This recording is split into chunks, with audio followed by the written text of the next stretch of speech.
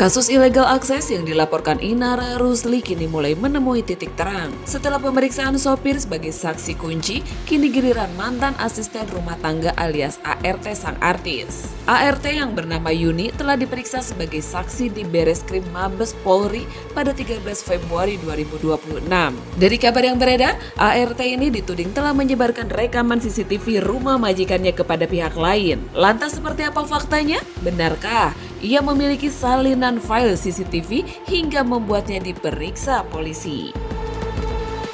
Inara Rusli terus menjadi sorotan usai dilaporkan atas dugaan perzinahan hingga aksinya yang berani melaporkan balik terkait kasus ilegal akses. Dan kini mantan asisten rumah tangga yang bernama Yuni diduga mengetahui rekaman Inara dan Insan tersebut. Namun saat ditemui media, pihak Yuni membantah tudingan telah menyebarkan rekaman CCTV termasuk kepada Virgon. Dari sini, dari keterangan ini sudah membantah dari pernyataan saksi A bahwa saksi Y ini sudah melihat secara langsung bahwa yang mengambil CCTV itu adalah saksi A. Ya. Jadi dia yang mengambil memori lalu memindahkan ke HP.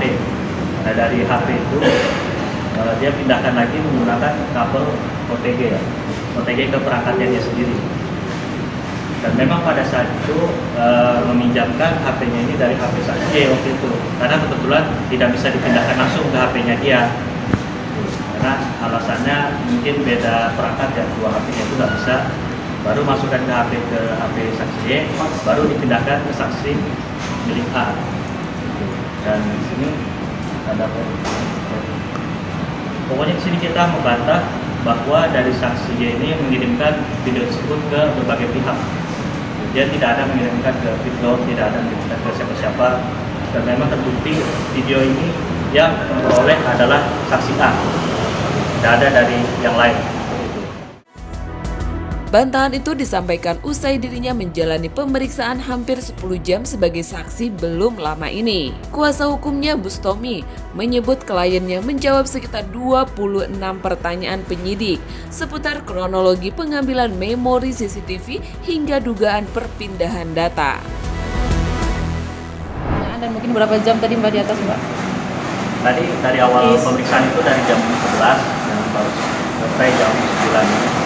Berarti pertanyaannya ada 26 pertanyaan. Tadi handphonenya Pak ini juga diperiksa oleh penyidik kan? Iya, karena kan terkait bukti itu ya.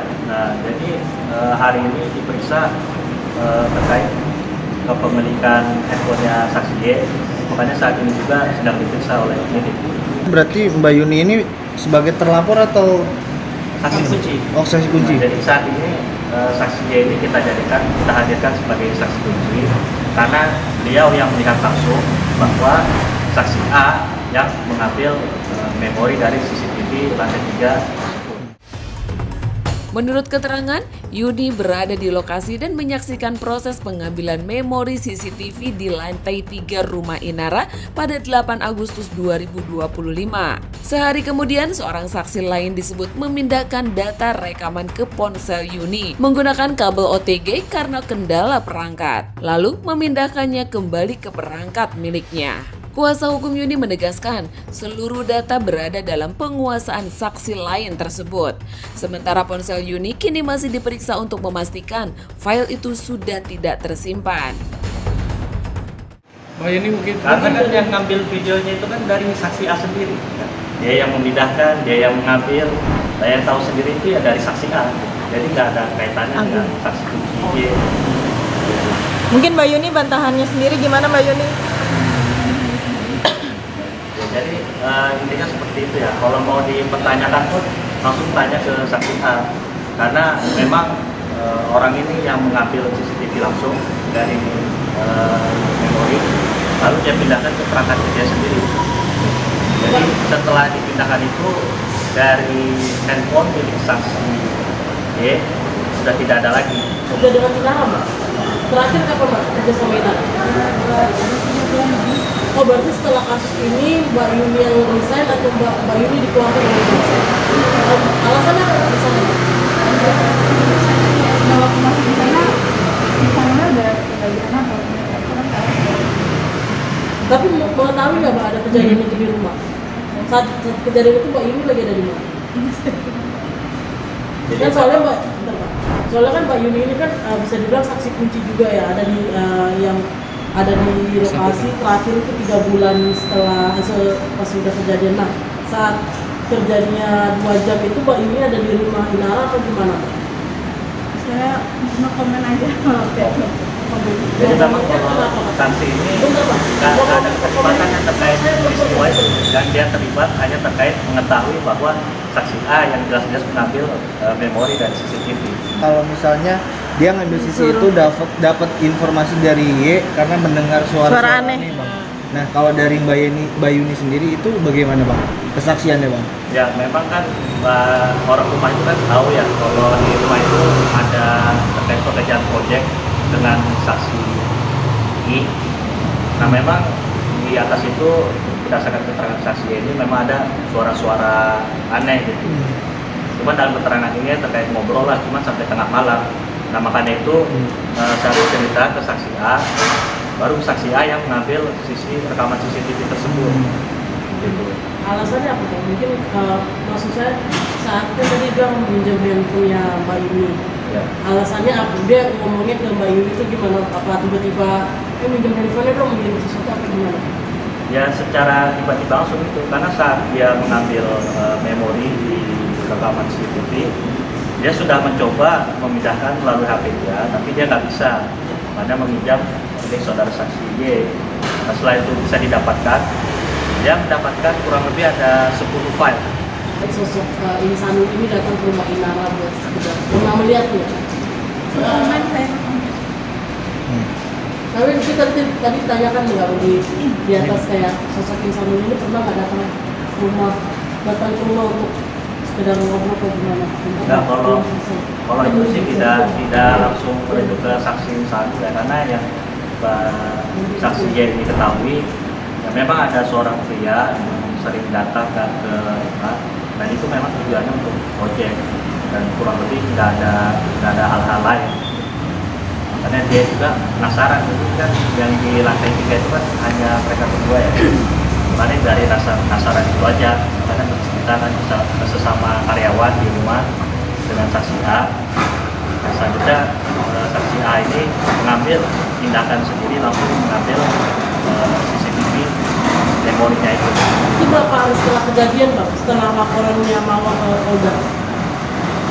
Nah itu kan kejadiannya kan tanggal 8 Agustus 2025.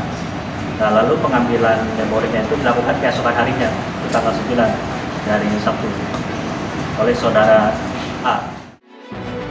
Selain itu, dalam pemeriksaan juga terungkap dugaan motif pihak lain yang disebut sempat diingatkan untuk menghapus rekaman, namun diduga menolak dan berniat menjualnya. Di sisi lain, kuasa hukum menyatakan video yang beredar kemungkinan telah melalui proses penyuntingan dan bukan versi asli. Sebelumnya, pihak saksi A, mantan sopir Inara, menjelaskan motifnya mengecek CCTV lantaran ada pengaduan dari ART. Segala macam. Mungkin aku sebagai kuasa hukum juga sempat sudah melihat CCTV, rekaman CCTV yang aslinya 2 jam itu. Sama nggak? Benar nggak yang rekaman bocor itu kejadiannya seperti itu? Tadi saat diperlihatkan di pemeriksaannya, kalau yang saya lihat itu berbeda ya, karena yang dalam pemeriksaan itu videonya sudah diedit, karena kan rekamannya dari dalam video, jadi kemungkinan itu sudah yang versi editan, bukan yang asli. Secara langsung, karena kan saya bilang tadi bahwa yang memiliki, yang menguasai video tersebut adalah saksi A sendiri. Makanya tidak ada kepemilikan atau video dari saksi Y, karena dia di HP itu sudah tidak ada lagi. Iya, maksud saya statement abang itu bisa dipertanggungjawabkan di kemudian hari kalau Diduga berarti Bang? masih diduga, belum dipastikan. Bisa, makanya kita berani bukti dari handphone saksi ini kan langsung diperiksa oleh penyidik. Makanya nanti kita buktikan aja nanti di situ. Terus saya menangkap balik, coba bukti dari saksi A ada nggak, kasih ke penyidik, kan seperti itu. Dia dapat kalau terkait itu kami tidak tahu mengenai itu. Tadi abang sebutkan ada kecurigaan di lantai 3 ya bang ya. Apakah itu murni hanya itu motifnya atau gimana bang? Jadi pada sehari sebelum pengambilan CCTV itu ada yang tinggal di rumah itu kan ada Y, itu ART. ART ini menginformasikan kepada pihak A, saksi, bahwa semalam ada suara seorang laki-laki dan ada suara-suara aneh. Kira-kira seperti itu. Suara aneh itu gimana tuh maksudnya tuh bang? Terkait dengan suara aneh itu kami tidak bisa sampaikan karena memang di kesaksian juga tidak ada informasi yang lebih lanjut terkait itu. Bang, berarti ini saksi si Agung nih panggilan untuk penambahan penyidik Mabes Polri atau permintaan dari siapa? Atau permintaan dari Nara? Kalau terkait dengan itu kami tidak tahu ini permintaan siapa. Yang pasti Agung mendapat surat panggilan resmi dari penyidik, makanya kami juga selaku kuasa mendampingi untuk hadir pada hari ini. Berarti poin utama pemeriksaannya apa sih bang? Kalau boleh tahu bang mungkin bang? Poin utama mulai dari hubungan kerja, pemberi kerja antara Tirton dan Nara, kemudian sejauh mana Agung tahu terkait dengan CCTV itu, bagaimana prosedur pengambilan dan lain sebagainya. Sejauh ini masih itu. Hingga kini penyelidikan masih berlangsung dan semua pihak yang disebut namanya masih berstatus terperiksa atau sebagai saksi. Namun pertanyaannya, jika kedua saksi kunci mengaku tak bersalah, lantas siapa sebenarnya yang telah menyebarkan video skandal tersebut? Sementara pihak Mawa yang menggunakan video itu sebagai alat bukti juga masih bungkam. Begitupun laporan Mawa terhadap Inara masih menggantung tanpa progres yang jelas. Terlepas dari apapun kasusnya, konflik ini tampak seperti persaingan selingkuhan ataupun istri siri versus istri sah. Benarkah pada akhirnya Inara yang akan menjebloskan istri sah ke jeruji besi atau sebaliknya? Tidak mengetahui dari mana-mana lagi video itu didapatkan, kecuali memang bersumber dari saksi A. Kenapa mau komen atau ada tekanan dari seseorang atau gimana? Dapat ancaman mungkin, Mbak? Enggak. Ini dia karena baru pertama kali pemeriksaan, masih sedikit grogi lah, karena diwakilkan oleh kita aja. Kamu bisa dipertanggungjawabkan terkait yang menyebarkan, yang memberikan video ke Ridwan adalah saksi A. Itu nggak secara langsung, karena kan saya bilang tadi bahwa yang memiliki, yang menguasai video tersebut adalah saksi A sendiri.